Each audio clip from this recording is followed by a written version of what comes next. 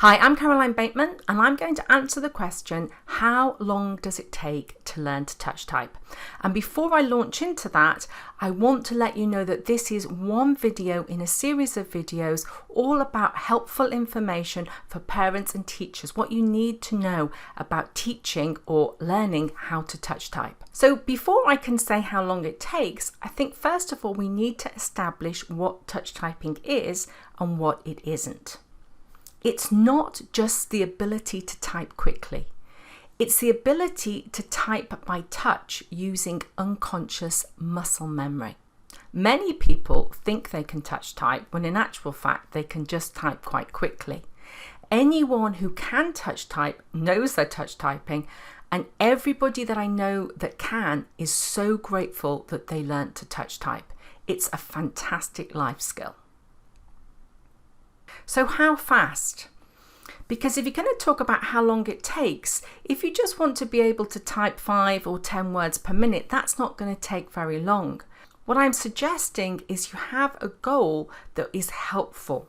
Now, most students that come to me have a handwriting speed of between 11 and 23 words per minute, and I'm able to help them to be able to type at the end of my course about 25 to 60 words a minute. I would consider one of my students a proficient touch typist if at the end of my course they could type 2 or 3 times faster than they could handwrite with very good accuracy. Now, in all honesty, there are students that really struggle. There really aren't many of them, but I've come across a few that aren't able to type 2 or 3 times faster than they can write.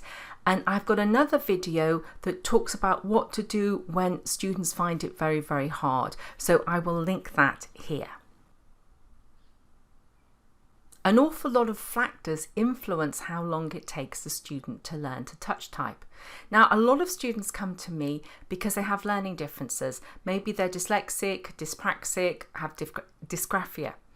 And that, for some of them, means they have problems with fine motor skills or with working memory, and it takes them a little bit longer.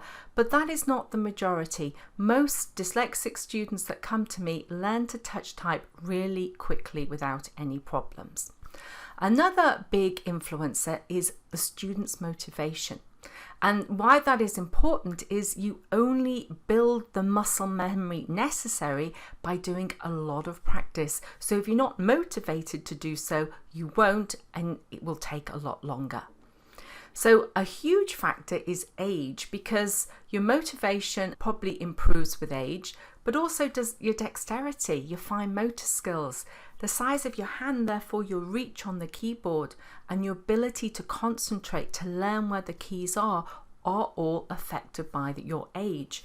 So I'm just going to show you a slide that I use when I talk about what's the best age, but I won't try to tell you that now. That's a separate video all about the sweet spot, the optimal age range to learn to touch type.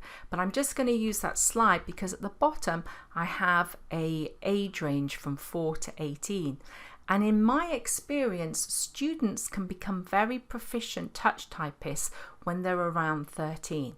Now, that doesn't mean to say I don't think you should start to learn before 13, because there are huge advantages in doing so. But by 13, most students are capable of becoming good touch typists. Now, about 3 years ago, I did my own research project where I paid lots of teenagers to learn to touch type. Now, all the teenagers were under 15, but they were all at secondary school. I think the youngest was probably 11. And my goal was to improve my course and how I teach touch typing. But in doing so, I learnt an awful lot, and I was able to establish how long it took students to become proficient touch typists. So I'm going to share that information with you now. Now, teens on my course, after 15 hours practice over a short period, were excellent touch typists. They had embedded the muscle memory such that as long as they continued to type their work, they would be touch typists for the rest of their lives. Now, I'm not saying that any student could be a competent touch typist if they spent 15 hours practicing, because there's something else that you really need to take into consideration, and that is the amount of time between each practice. And let me try to explain that better. When I did my trial, I paid my students to learn to touch type over an Easter holiday. So for some that was 2 weeks, for others that was 3 weeks, but they only got paid if they'd finished all their typing practice before they went back to school.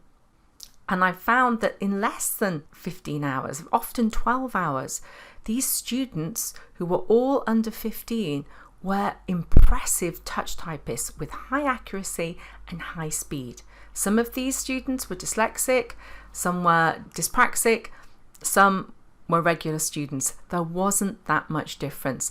The thing that made more difference was the age of the students. Let me try to explain the need to condense practice a little bit more.